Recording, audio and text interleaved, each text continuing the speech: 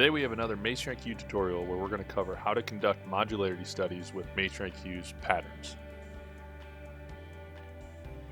To get started, we have a Revit model where we've already incorporated Masonry IQ's pattern onto the model. We're going to cut an opening into the model so that we can see how that fenestration of that opening works with the pattern.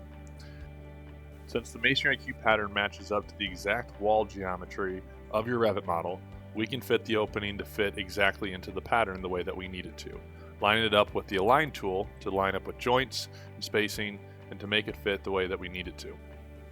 Next, we will click the Analyze bond to have Masonry IQ rebuild the pattern to fit our new wall geometry with the new opening in it.